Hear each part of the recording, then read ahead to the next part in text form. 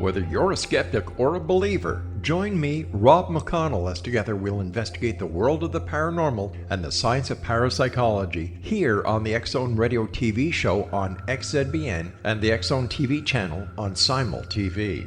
Since 1990, the X-Zone Radio TV show has been the place where people dare to believe and dare to be heard.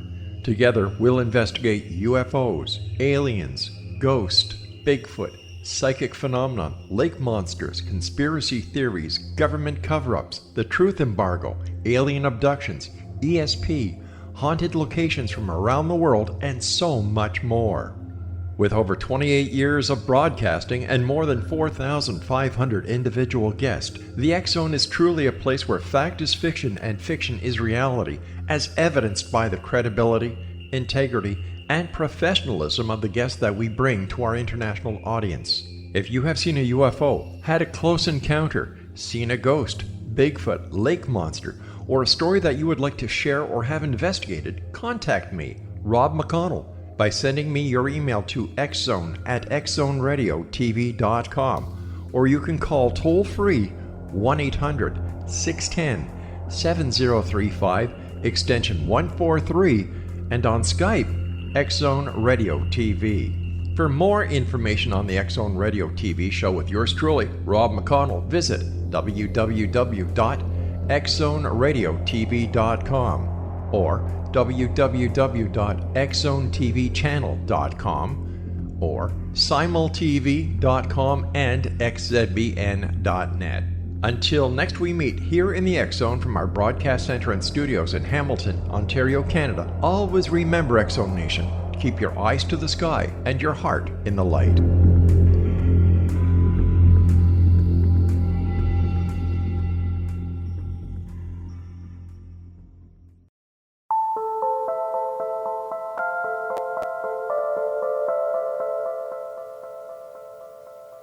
Hello, everyone, and welcome back to Paranormal Stakeout. I'm your host, Larry Lawson, welcoming you back for our continuing journey into the unknown as we try to discover what really exists on the other side.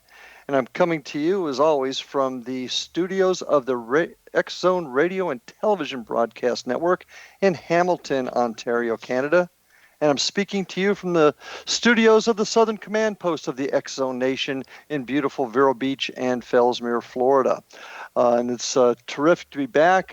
Don't know about the rest of the country, but we've been getting some terrible rain down here, and it's finally broke, so I'm happy about that. And I'm also really happy about our guest tonight, a gentleman named Ike Ensey, the founder of IDKPARANORMAL. Ike is a career law enforcement officer who began his career working in corrections. While in corrections, he attained the rank of lieutenant and became the special operations team commander of a 1,000-bed facility. He later joined the sheriff's department located where he lives and became a road patrol deputy, later being promoted to sergeant. After some years, Ike accepted a position with the 7th Judicial Circuit District Attorney's Office of New Mexico as a senior investigator, where he spent approximately 6 years. He then accepted a position as lieutenant with the City of Moriarty, New Mexico Police Department, where he was later promoted to captain and is currently serving as their chief of police. Ike's going to be retiring in December 2019 with 26 years of service to his community. During his time, he has witnessed many unusual events. As a child, he lived in a haunted 200-year-old farmhouse in Bavaria, Germany, and that helped fuel his interest in the paranormal. And this interest continued as he lived in a haunted house in New Mexico and having strange experiences as a logger working in the mountains of the Southwest. As a deputy sheriff, he's twice taken calls regarding animal mutilations and was ordered by his higher authorities not to investigate further. But he did anyway. During his career as a law enforcement officer, Ike has responded to calls regarding UFOs, tree people, disembodied voices at death scenes, satanic, pagan, and occult rituals, and reports of other haunted places. During his investigations of the paranormal, Ike has gained good results in his collection of electronic voice phenomenon, also known as EVPs. Ike Ensey, welcome to Paranormal Stakeout, my friend. Hi, Larry, and thank you for having me on your show, and hello to everybody from the great Southwest. the Southwest, interesting place. I want to talk a bit more about that. A career brother law enforcement officer that's also involved in this field of paranormal research and investigation. Tell us a little bit about yourself and how you got involved in this type of work.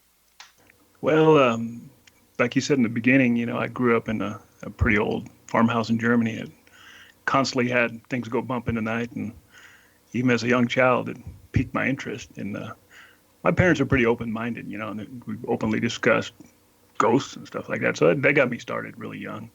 Mm-hmm. But out here in the Southwest, there's a lot of different cultures and things that happen out here that just don't happen anywhere else. When I got into, even before I got into law enforcement, living in a haunted house in a little town here, which was pretty crazy.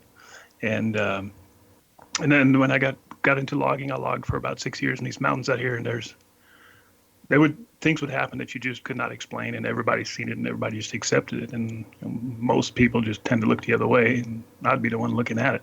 Well, I got to stop you there and ask you, such as, what caught people's eyes?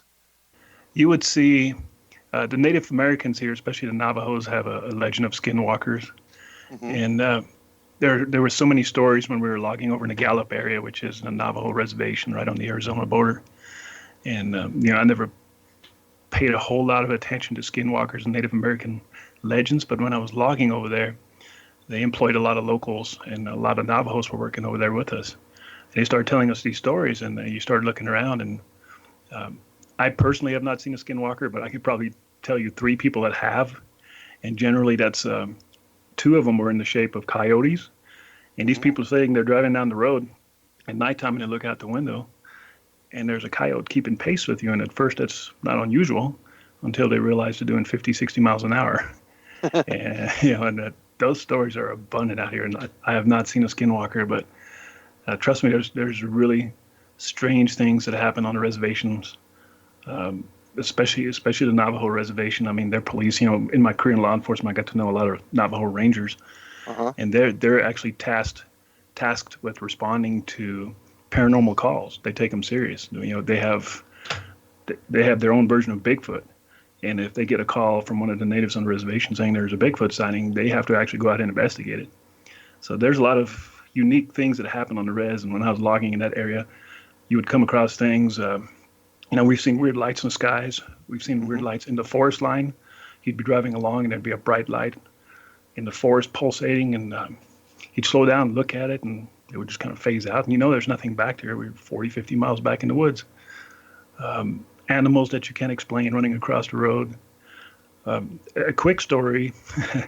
Okay. A lot of the areas where we were logging, there were archaeological digs, because before the logging company could go in there, archaeologists would go in there and make sure, we're not disturbing any ancient grounds or anything like that. And the guy I worked with was snooping around in one of their digs and found a bone, and presumably it was part of a femur. And he took it home with him, and I told him that's a bad idea.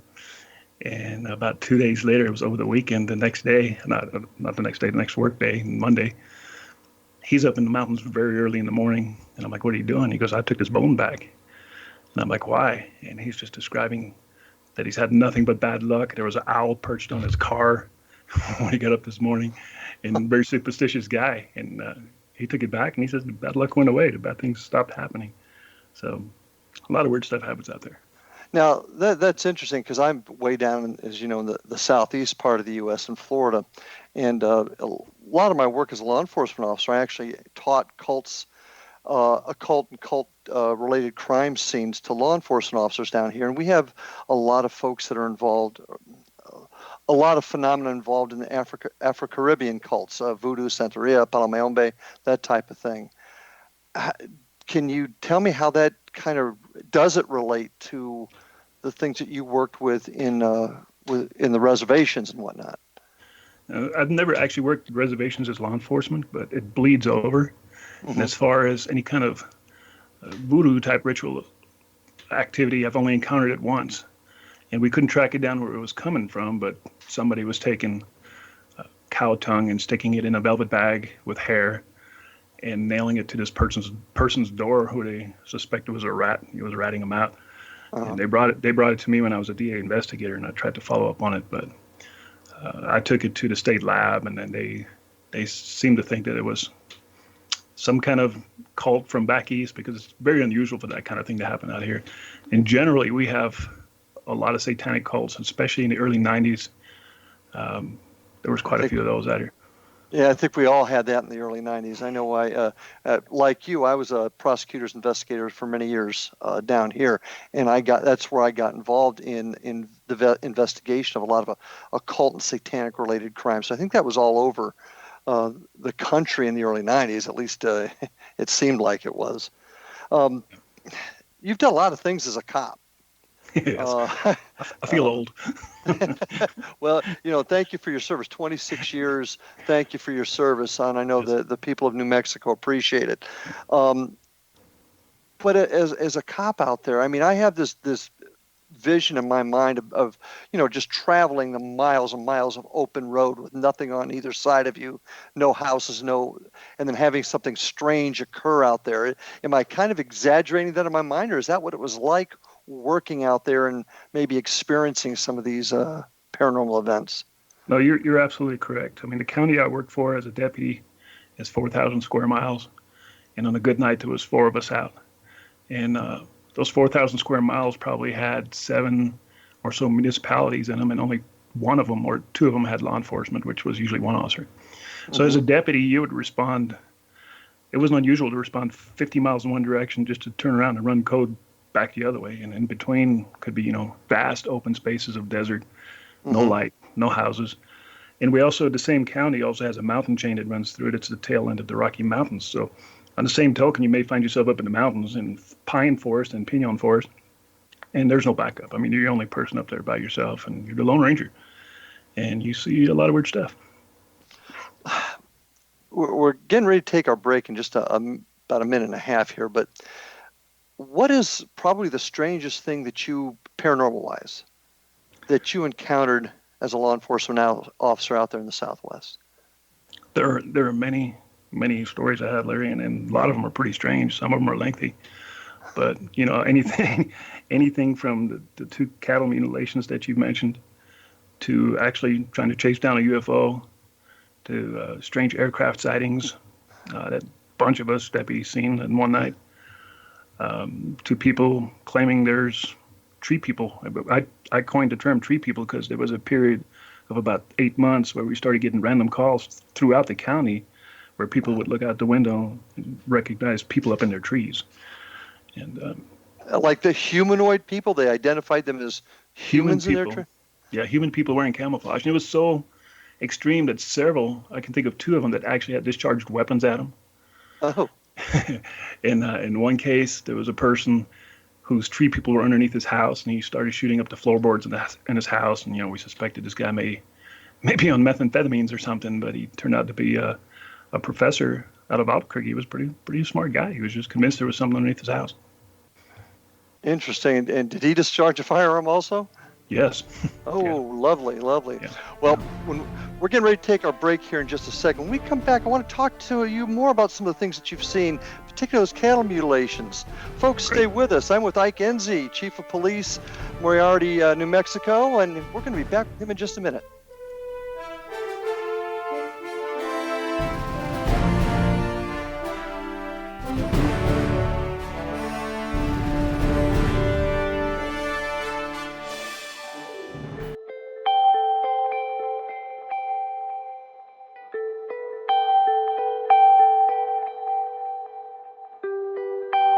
It's hard to listen to the news without realizing we're living in volatile, unprecedented times.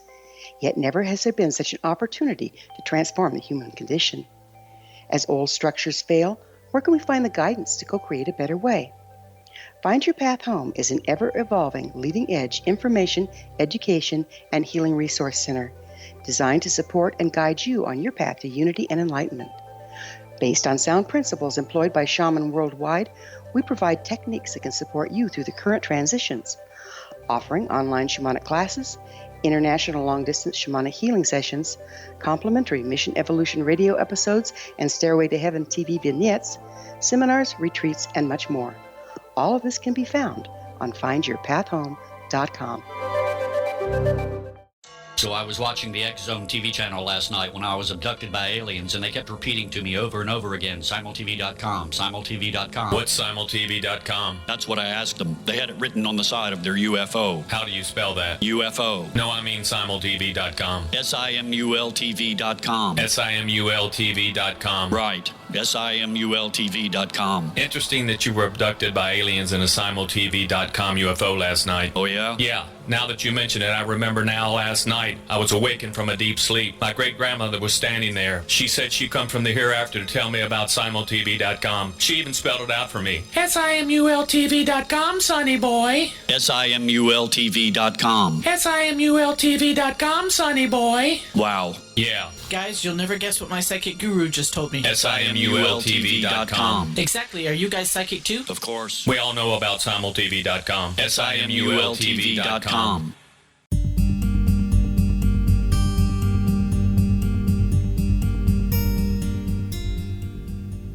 And we are back, ladies and gentlemen, with my guest tonight, Ike Ensey, the founder of IDK Paranormal out of the great southwest of the United States, New Mexico in particular. And Ike is a brother law enforcement officer, and we've been talking about some of the strange events. And one thing that caught me in your bio that I read was the cattle mutilations. Yeah. Now, we've all heard about that. Anybody in the paranormal field, has heard about cattle mutilations, generally attached to, I guess, UFOs. But you've actually encountered them and ordered not to investigate. Gotta ask you more about that one. Yeah, it's pretty bizarre, and there's quite a few big ranches out here, and cattle loss is kind of an accepted thing for these guys, and for the most part, they don't really care. I think they just write them off on their insurance. But I got into this in between two towns. We got a call of a cow that was laying in the field, and it's something not usually a call we're going to take, but the thought was that somebody had driven by and shot at it and killed it from the roadway. So we were looking into it. And that was my first mutilation call I went to, and I went, being another deputy, went to look at it. And this cow was it was a black steer, and he was fairly bloated. But the odd part was he had one ear missing, one eye missing, his mouth was wide open, and the tongue was cut off as far back as you could get, straight back. His anus had been cored, which is an empty hole there, and his scrotum was removed, and it looked like a figure 8, almost like an infinity sign where scrotum used to be, and it was laser cut, smooth, no blood around, no footprints, no tire marks, no animal tracks. So I documented the area really well, and treated it like a crime scene. I was kind of a rookie deputy. Wrote up a nice report, and I approached the sheriff, and I told the sheriff, I'm like, what the heck's going on? The sheriff's a rancher himself, and I said, he said, well, it's just another dead cow. I'm like, well, this is more than a dead cow. Something really messed this cow up. And back then we were kind of thinking maybe it's satanic activity. But I don't know if you ever approached a range steer. They're not easy to sneak up on, and they're not really friendly either. So it'd be pretty hard to put one down and do all this to him.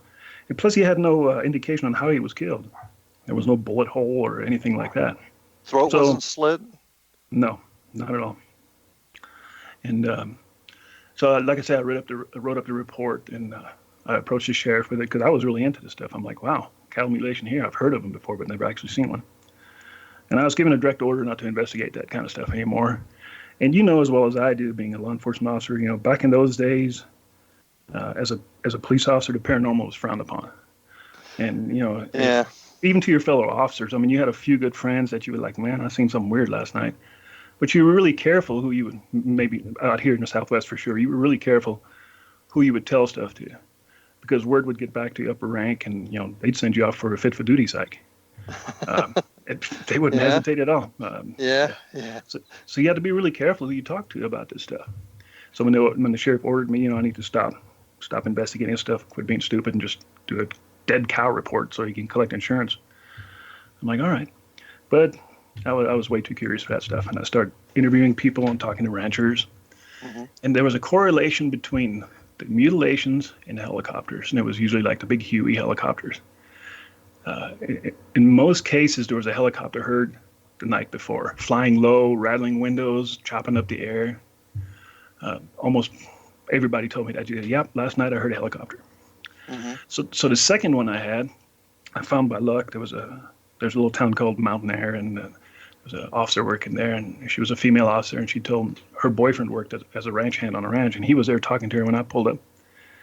And we started talking about the first cow I seen. And he goes, well, you want to see another one? I'm like, absolutely. So he takes me out to his ranch, which is south of that town, quite a ways out there. And he takes me up to his same situation, big black cow laying on the ground. And once again, I start photographing it and documenting it. And it was identical. The ear was missing, one eye was missing. Anus cord, testicles are missing. The tongue's cut off way in the back. He's bloated. And not a track to be found, not even his own tracks. Like he walked up and fell over and died there. There wasn't even any tracks of the cow itself. He was just laying there and untouched by other animals, which is bizarre too, because out here we have tons of coyotes out here, and usually dead stuff doesn't last very long. And vultures, they usually start picking on this stuff. And this cow looked like he'd been down probably 4 or 5 days because he was really, really bloated already. But nothing's touching him. So. Did the ranch hand tell you how he found the cow or how he discovered it? Was it out in the middle of the range, or was it near where he was working? I don't remember exactly how he said he found it. They checked the fences out there all the time, and somehow he came across it. But yeah, I don't remember exactly how he said he found it. He was a young kid himself. He was probably like 18 years old. So you go back and tell the boss this again, I assume? No, I did not. I told my friends, I had a deputy, and me and him both were into this kind of stuff, and we decided we're going to continue doing what we got to do, because it's somebody's out there killing cows and doing it really strangely, and it'd be interesting to see what's going on. I mean, what's causing the stuff. But that's the only two I've had out here that I know. Yeah, it's true. Now we have, of course, Florida's a big cattle state too, and we've had some reports, but none quite as specific as what you described. And I got to just ask you this question: when the sheriff told you not to investigate it, what was his demeanor? And what I mean by that is, was he, kid, you got other things to do, or was he seriously not wanting you to be looking into it further? If you get my drift. Yeah, I know where you're going, and most. I sensed more like, you have more important things to do.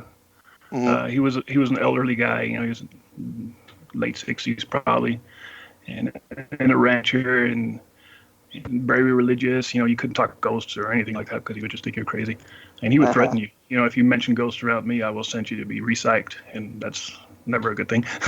Especially back in those days. Yeah, it was a career killer back in the day, wasn't it? Yeah, so you would just figured out really quick that the sheriff doesn't play. He doesn't want to hear that kind of stuff, and you just didn't bring it to his attention anymore. Interesting. So the cattle mutilation is very interesting. What did you equate? You didn't equate it to satanic rituals, obviously. We tried to make that correlation at first, thinking maybe it's the satanic people, but it makes no sense. Once again, it's really hard to catch one of those cows, and then to cut them up the way they did, without some kind of wound where they killed him. We couldn't even figure out what actually killed the cow to begin with. Pretty strange. I mean, yeah, we thought satanic at first, but then what was your gut feeling? Gut feelings. I don't know, because then the helicopters got involved when I started digging into it, and I'm thinking, why helicopters? And I don't know. I really couldn't figure it out. Yeah. Okay. So we've got cattle mutilations. What? Skinwalkers, that's an interesting one. But kind of a side note here, I've really wanted to find out if many members of the Native American community have become involved in investigating these events or these legends from the paranormal research side. Is that common? Do they investigate it, or is it just too taboo? One of my officers, he's brand new, he's still a rookie, and he's Navajo native. And we're not close to any reservation here. The reservation is, over 200 miles away. So we're not living anywhere near any natives. So I can't speak for them, but the natives that I do know, they're very cautious. They want to talk about skinwalkers. They have a different word for skinwalker. They don't call it skinwalker. But Dare believes that if you talk about it, you'll conjure it. it'll come to fruit. So they tend to not talk about stuff like that. Well, that's it's interesting you said that. And part of the reason I asked was I was able to spend some time up in Farmington, up in the Four Corners area of New Mexico. A couple of years ago, I taught a law enforcement class up there, and I found the same thing because obviously I started asking questions, and I found a lot of the Anglo cops, we'll talk about it. We've seen strange stuff, but folks that were from the Native American community just didn't, and that's why I was wondering if that's generally how it was. Interesting. Some of the younger generation, they're less into their native traditions. They'll discuss it more freely, but in the most part, even them, they're very cautious what they say. Yeah, and it's mostly due to their religious beliefs. I'm assuming. Yeah. Yes, absolutely. You also mentioned too a couple of minutes ago about not talking to your brother and sister officers about this, and I agree with you back in the day. But do you find that different now? Do you find that folks are more open to talking about it? Absolutely, and I'd like to think I had a little bit of a part in it once I started becoming, command level, and I let my troops know that it's okay to discuss stuff like that, debrief, and tell me, what you've seen. Not only because I was interested, but I wanted to know that they can talk about this stuff without being judged. And it's much more open now. Many more people discuss it now, and it's actually great. I have officers come to me and tell me stories all the time. We were just calling, this happened or that happened. So, it's actually pretty fun now. Well, I there was a story. It was on the internet. Oh gosh, it must have been about two and a half years ago now.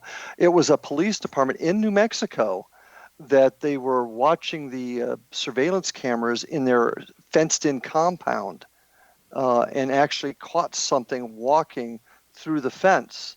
Did you remember that story at all? Yeah, that was Las Vegas, New Mexico, and I knew some of those officers. Yeah, and they'll swear to that. That was couldn't be explained. To this, I don't think anybody's actually debunked that I know of has debunked that, and it's coming from cops. And like you said, back when we started, you started talking about those sort of things.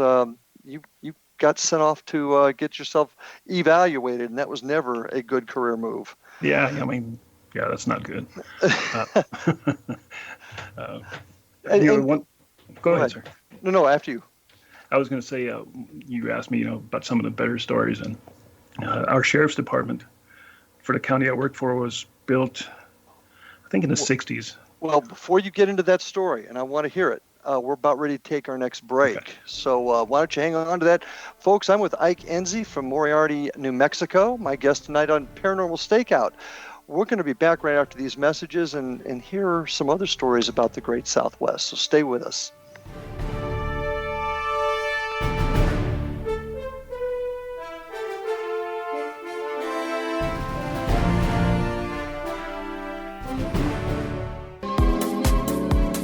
How would your life change if you could develop the business and personal skills that you need in order to make more money? Do you want to learn how to achieve your big life goals faster?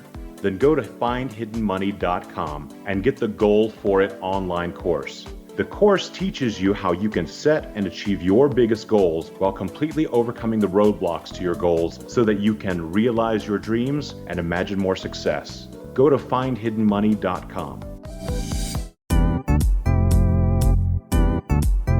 Memorable dynamic presentations are a not-so-secret weapon in the business world. Do you have a powerful message that must be shared, but you haven't found a way to deliver that message? Do you want to be known as a top public speaker who gets amazing results? Are you ready to create and deliver your powerful message? Thomas Hides can help you create and deliver your speech to get the results you desire. Visit iconquality.com. Did you expect your business to flourish, but instead it plateaued or didn't get off the ground yet? Would you like to achieve massive goals and discover new sources of income within your business? When you're ready to experience that type of success with fast results, Cindy Hendricks is the business coach for you. Her work with entrepreneurs and business owners has been life-changing. To get you and your business where you want to be, go to imaginemoresuccess.com. Has the fear of public speaking stalled your business or personal life? What would you give to develop and maintain supreme confidence? Have an invaluable private program to always perform at your best. Imagine how you would feel. You can have all that and so much more today with Thomas Hyde's life-changing course called Number One Fear Unleashed. Visit numberonefear.com and be liberated from your fear of public speaking.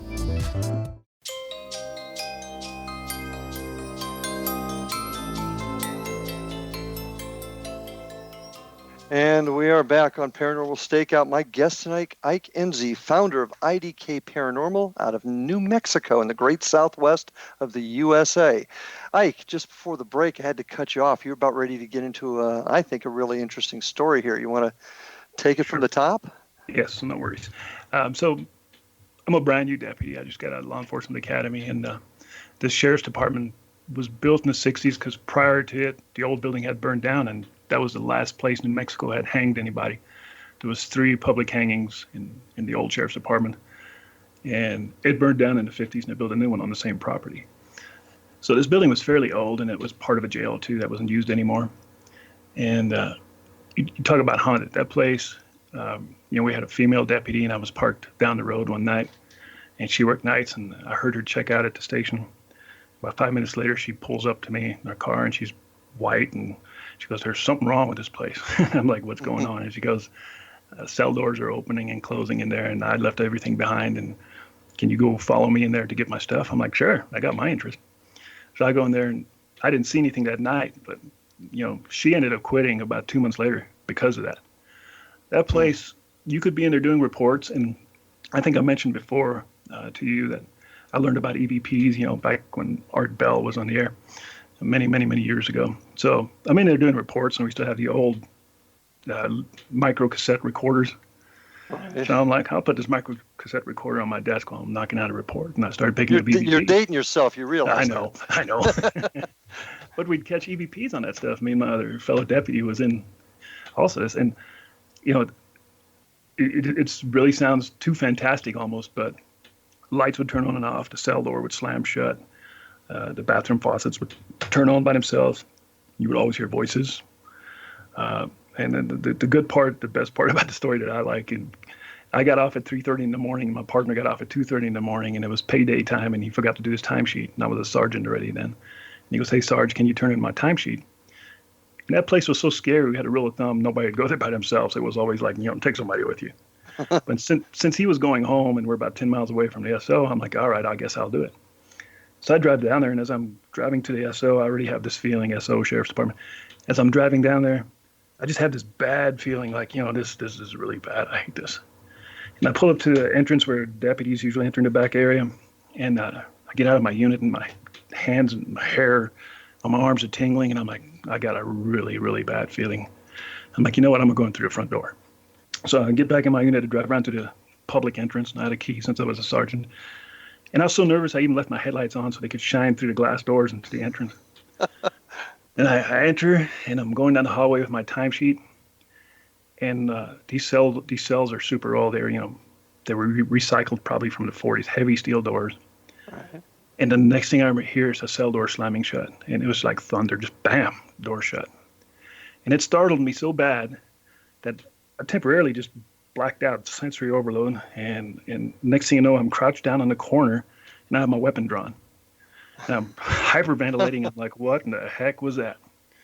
And I'm about 3 steps away from the clerk's office door where I could slide the timesheet underneath. And I quickly slid that timesheet underneath there, and I walked out backwards. And I got back to my unit, and I called the other deputy. I'm like, I will never, ever do that again. But that was not unusual. That kind of stuff happened there all the time. And, it's really amazing. More and more cops are talking about it, just like we were discussing in the last segment. We've even talked about creating an association of law enforcement officers that do this type of thing. And I'm really shocked. I don't know about how you feel about it, but I'm seeing so many of the folks in our profession actually doing this on the side. Yes. But I've also had some people say, "Oh, cops, they won't talk about it anymore," and I kind of got into a discussion with this person online saying, "You're wrong.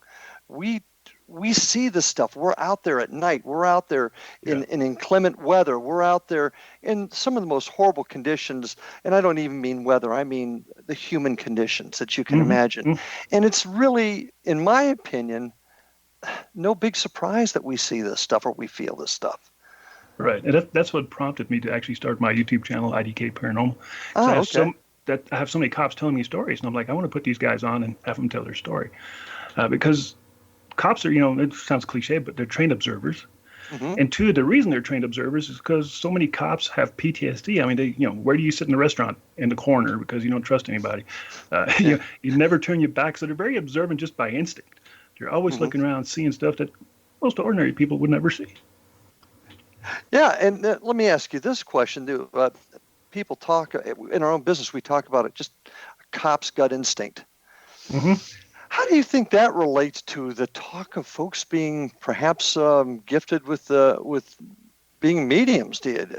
I've actually had mediums say, well, of course you feel stuff because you're a cop. Cops feel stuff. We just get used to it. What are your thoughts on that? I'm a firm believer because I think it saved my life twice. In my career, I've been shot at 3 times. But besides that, I've had 2 incidents where my sixth sense or something intervened. And I don't know exactly what it is, and I can't put a finger on it. But, if you have a gut feeling, you better go with it. Yeah. Now, you say it actually saved your life. Can you tell us how? Is it something you can talk about? One was I made a traffic stop in a little country 2-lane road, and generally I approach from the driver's side because there's no shoulder. And as I get out of my unit, once again, I just get this feeling like this guy is sketchy, and I decided to do a passenger approach. I walk around behind my unit and approach from the passenger side. And as I look inside the window, he's looking in the mirror and he's got a rifle laying across his lap. Never a good day. And no backup. You had no backup. Oh, no, there's, backup was always 30 minutes away at the earliest. So, gun comes out, commands get shouted, and that was one incident. And another incident, real quick, is the lady calls 911 saying there's somebody in her backyard. And me and my partner show up. He's coming from a different area, so I wait for him, and we show up at that house together. And we had assumed there was a really bad crash earlier that day, and the guy that crashed had a suspended license. He's a career criminal. He's had warrants and everything else, but he fled, and we couldn't find him. So we suspected that was him. So we get to the house, and she has a huge backyard and a barn, and the lady's standing on the porch with this flashlight, and she goes, "Here's my backyard." And we tell her, go back in the house. We'll check the backyard. So we're kind of tactically clearing the backyard, and there's just, like I said, this long barn, and I'm walking right along the edge of the barn, and my partner's about 2 steps behind me to my right.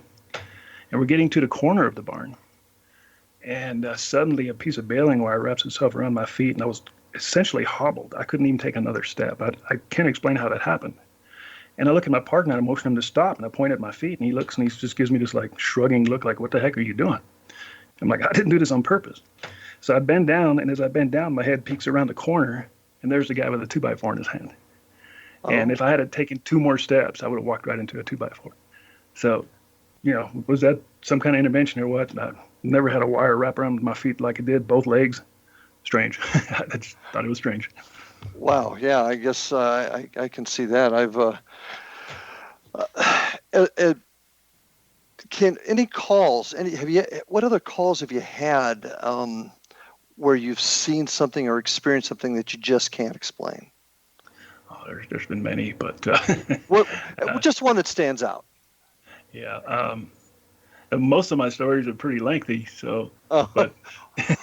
Well, I mean, let me ask you. I'll make it simpler, easier for you. Then, have you ever actually physically seen either a UFO, a ghost, or something you just can't explain? Yes. Yes to UFOs, and definitely yes to ghosts, as in shadow people. Okay. Lots of shadows, full-grown black apparitions on numerous occasions. All of us. You see somebody walk by, and it's a bipedal person walking past you, and it's just a black shadow. Quite often clearing buildings, at death scenes. Yeah, clearing buildings. Because out here we respond to all medical calls also. Oh, okay. Because it's kind of the Wild West. So if you get a medical call, law enforcement usually gets there and clears the scene. Quite often. Actual ghosts, physically seen a apparition? No, but I take that back. Yes, I have seen one also. It was a female. Okay. And that was in our PD where I work now, and I was captain at the time. And we had 2 arrests in our cell, and one of them was a female, and I was in my office. And I look up and I see a female walk down the hallway, and I just assumed that was the female that we had in the cell. So I jump out of my office in full alert, and I'm yelling at some of the officers doing reports. I'm like, "You're 15," which is prisoner. "You're 15, just escaped." And they're looking at me like, "What?" I'm like, "Didn't you just see her walking past you?" And I can describe her. She was wearing a turquoise shirt, like white beige-looking pants, had brown hair, and I didn't know what the female in the cell looked like. I didn't actually ever see her, so I just thought that was her. So they run over to the cell area. We have 2 booking cells, and they're like, "No, she's still in there." I'm like, "Then who the heck was that?" And there was nobody there. No doors open, no doors closed. That was pretty strange. Yeah. I actually, when I like you, I got my start in law enforcement and corrections too, and that's the thing that actually got me interested or focused on this type of stuff was I saw an individual walking down the cell block while I was at the control panel. It was late at night, and swear to God, it was our lieutenant. I mean, got the guys up behind me and said, "Lieutenant's on the catwalk," and they got out there. There was nobody there. That was in the Dade County Jail down in Miami. So I can appreciate that. UFOs. What have you seen UFO wise? We used to get quite a few unidentified flying aircraft calls out here, and they truly could be identified to the point where we'd call dispatch, and then dispatch would call Kirtland Air Force Base, which is as a crow flies, probably 30 miles away, and they would have nothing in the air and. Strange light in the sky, pulsating light in the sky, soundless lights. We'd actually pull over, turn our units off, and just stare at it. I'm like, wow, this thing's moving. It's moving like nothing we've got. A lot of cops are military guys too, and they're like, "No, never seen anything like that before." Well, listen, we've got to take our last break, so stay with us, Ike, and folks, you stay with us too while we take this last break, and we'll be back right after these messages.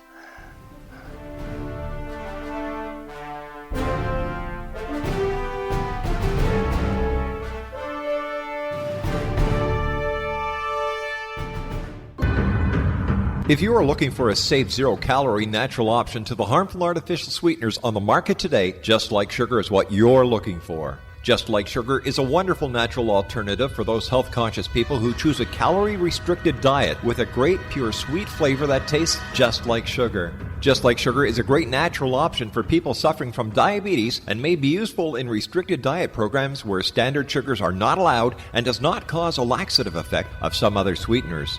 Just Like Sugar comprises a perfect blend of chicory root fiber, natural calcium, natural vitamin C, and Just Like Sugar's sweetness comes from the natural flavors from the peel of the orange. Just Like Sugar is a natural alternative to harmful artificial sweeteners and will change the way that you believe all natural sweetener products taste.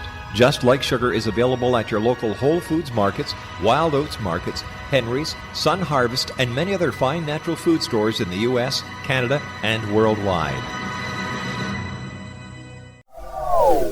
They are here, and they've been here for thousands of years, making their presence known in the shadows. They might be seen by a lonely motorist on a deserted road late at night, or by a frightened and confused husband in the bedroom he is sharing with his wife. But who are they? What do they want? Why are they here? Perhaps most concerning, has the government been aware of their presence all along? The new book by Ellie Marzulli, UFO Disclosure, the 70-year cover-up exposed, delves into the world of UFOs. Can full disclosure be soon?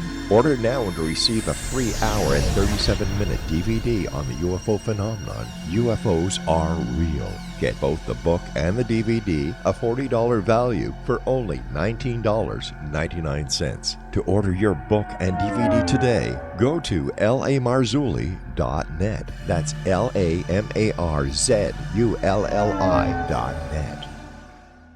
You have heard of the X Zone? Now watch it on Simul TV, plus 500 video games, live TV channels, free video on demand, worldwide, and more. Does this sound like tomorrow's television? Well, it is, but you can have it today, right now. It is Simul TV. Simul TV offers what the others only wish they could provide. 15 exclusive channels like X-Zone, Sci-Fi, and Horror. We are worldwide. No other provider offers that. 500 built-in video games. No need to have an extra expensive system. We have them included. Free video on demand, live streaming events from around the world, interactive online network, and much more. Tomorrow's TV today. Simul TV. Sound too good to be true? Well, it's not. You can have Simul TV today. Sign up at simultv.com. Do it today.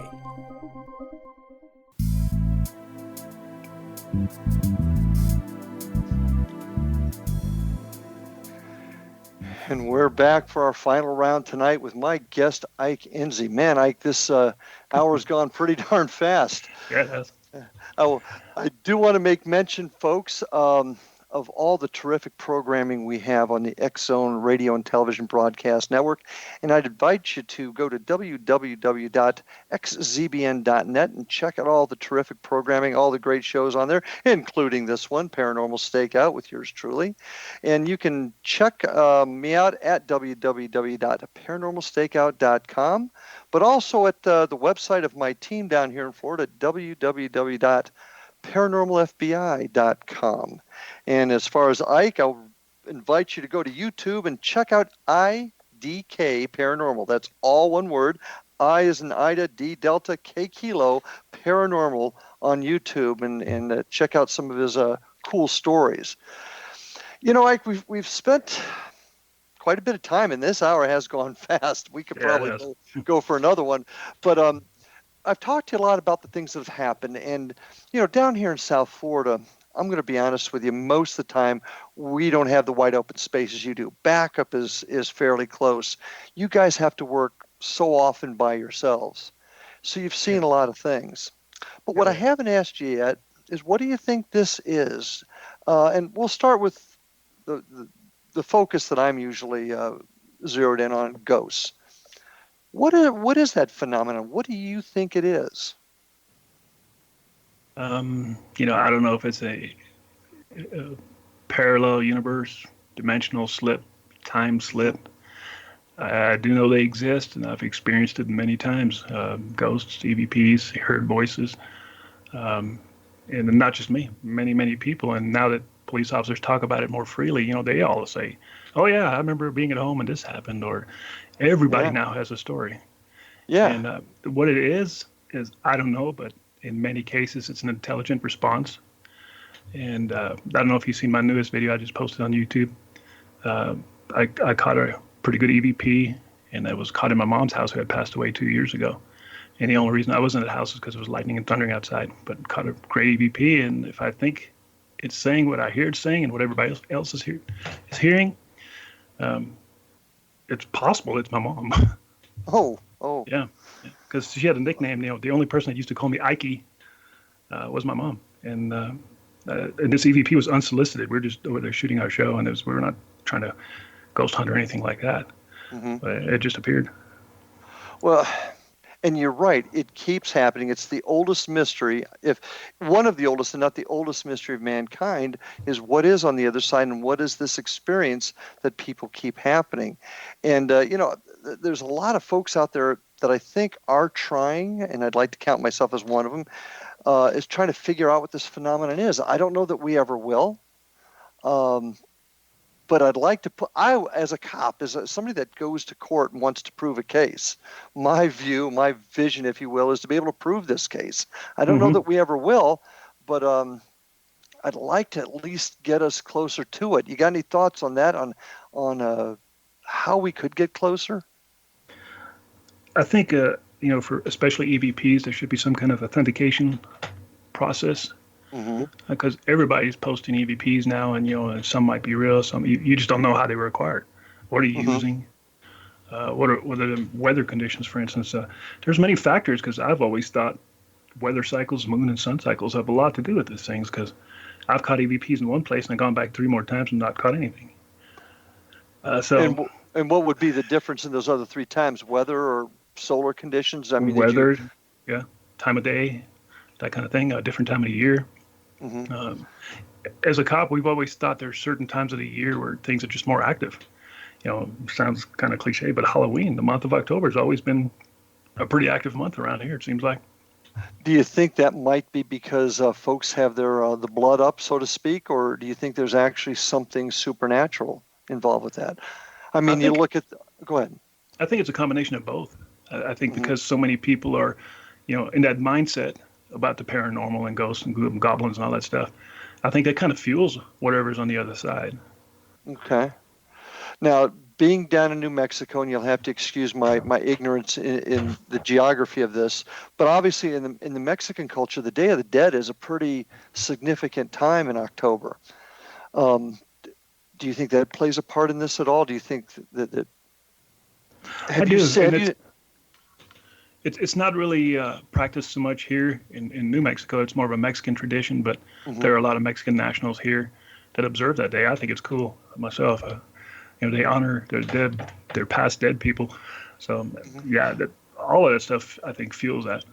Well, in where I still work part time, even though I'm been at this 39 years, I still plug at it part time in the town of Fellsmere, where I still hold a badge.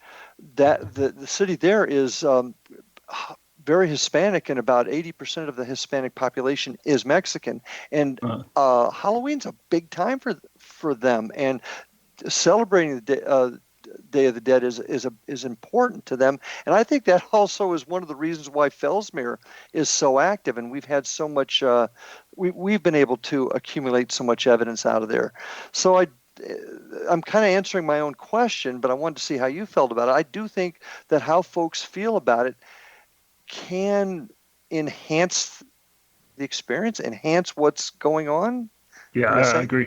I agree with you 100%. As you know, being a police officer, the majority of people are just living their mundane lives, and they really don't care or have time to pay attention to much of anything. So it's just a select group of people. I think it happens to everybody. Just people choose to ignore it because of their beliefs, or they're just too busy. But the Mexican culture in general what's more unique is the southwestern Hispanics out here in New Mexico, because a lot of the old timers still live on land grants. And their culture, their religion's weird because they're predominantly Catholics, but they also adapted and still use old pagan rituals before the Catholic days. So it's not unusual. Yeah, it's not unusual. They call them brujas, which is basically a Spanish witch doctor. Yeah. They still exist out here. And a lot of old people would rather go to see a bruja or brujo or a curandera to be checked out rather than go to a doctor. Interesting. I did not know that. Down here, we've got a combination of a lot of folks from the Caribbean, particularly Cuba, and it's combining the Catholic belief with some stuff that came over from Africa during the slave days, and we end up with a thing called voodoo or Santeria, which are kind of two different things, but all the combination of the two religions together. So that's fascinating. Didn't realize you had that out there. What do you think about UFOs? I mean, you've obviously had that experience too. UFOs, tree people. What are your thoughts on that? Your philosophy on that?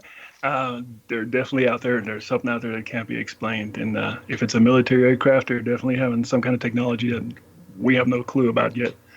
My best UFO story is when I was logging, and me and my friend were in separate trucks, and it's 2:00 in the morning, and we're going across an area by Socorro, New Mexico, which is where the VLA is, a very large array. Like you've seen the movie Contact, where they have all those satellite dishes. Oh yeah. That's called the VLA. It's a huge plateau desert area. And the road is straight as an arrow, and it's probably 60 miles long. And we're coming across there and talking on the CB. And out of the corner of my eye, I see a bright light up in the right side of the sky. And I even asked my buddy, I'm like, what the heck is that? He goes, I don't know. And so we continued talking, and the light separated, turns into two. I'm like, well, that's weird. So I want to pull over. He doesn't. And I'm like, look, if this is a UFO, they're going to get us whether we're doing 60 or stop. Don't really matter if they really want us. So I convinced him to pull over. We turn our trucks off, and we're standing outside in this summer night or summer morning. It's in front of our trucks, and these two lights commence to fly directly over us. And because it's pitch dark out there, you can't really judge what size or high it is. Absolutely no sound though. And they both stop above our trucks, and then one flies the length of the road, and it covers the horizon in probably less than 10 seconds, and it's gone. The other one flies about halfway down the road, makes a sharp 90, another 90, comes back and blinks out, never to be seen again. Like I said, no sound. You couldn't describe what it was. How high up do you think they were? Yeah, like I said, it's hard to tell because it's pitch dark. and they were just bright yellow lights. So, you know, you can't really judge distance. Folks, I'll tell you, folks that are listening, you got to go out west. I mean, I enjoyed my time out there, and I'm looking forward to doing it again. Are we ever going to prove any of this, Ike? Now, you've got your own. Now, your team consists of you and your daughter, I believe, correct? Yeah, at one point there was more of us, but people have lives and moved on, and I just recently got back into this. But yeah, my daughter and of course my wife, she understands all this stuff too, but yeah, it's just basically me and my daughter now. Okay, well, are we ever taking all the teams that are out there, all the folks that are either conducting real investigations or just going out there for the thrill of it? Do you think we're ever going to come up with enough proof? In my heart, I would like to say yes. I mean, it seems like it's happening more and more, and people are more accepting of it, and they're more understanding of it. So eventually, I think something's going to break. I mean, even local news now, you know, has ghost stories. Oh yeah. So eventually, I think there's going to be some evidence that's going to come forth and maybe shed some light on all the stuff that's happening. Well, and that's what I'm hoping, and that's one reason why, and folks on the show have heard my mantra many times: standards and training. We've got to get people trained up, and we've got to come up with a better plan to collect and preserve our evidence with the hope of somehow proving this. And once again, as we kind of turn the corner to the end of a really interesting show, I wish we had more time to talk in detail about the things you've had. Want to thank you for your 26 years of service, and you're coming to an end at the end of this year. Thanks. Do yourself a favor, stay out of it. Don't do what I did and keep plucking at it. Yeah, I'm planning on it. But I want to thank you for being on the show tonight. And once again, folks, his IDK Paranormal on YouTube. Take a look at it. And I want to wish you a lot of luck. Keep investigating out there, Ike, and all the best to you. Thank you, Larry. Thank you for having me on your show. And folks, thank you for joining us, and we will see you again on the other side. Have a good night.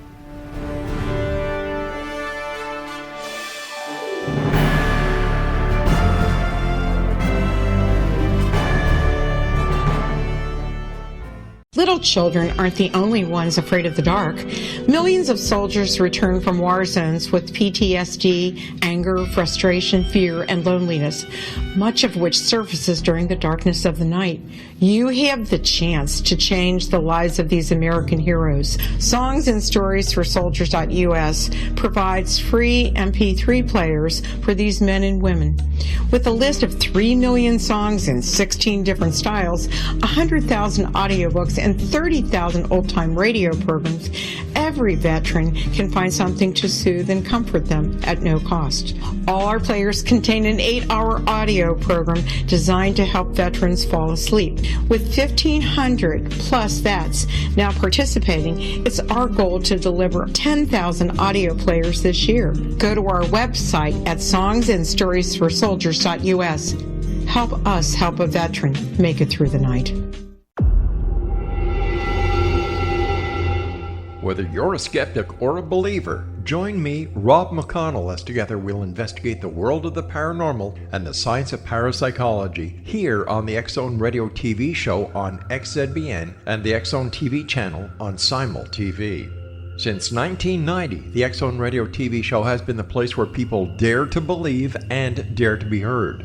Together, we'll investigate UFOs, aliens, ghosts, Bigfoot, psychic phenomenon, lake monsters, conspiracy theories, government cover-ups, the truth embargo, alien abductions, ESP, haunted locations from around the world, and so much more.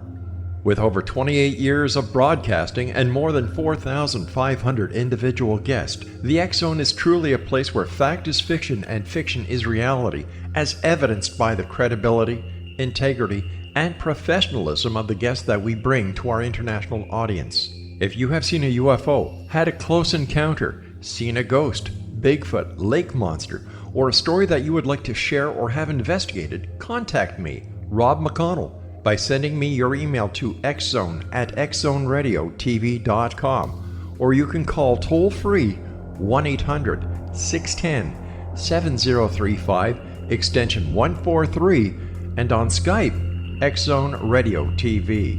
For more information on the X-Zone Radio TV show with yours truly, Rob McConnell, visit www.xzbn.net.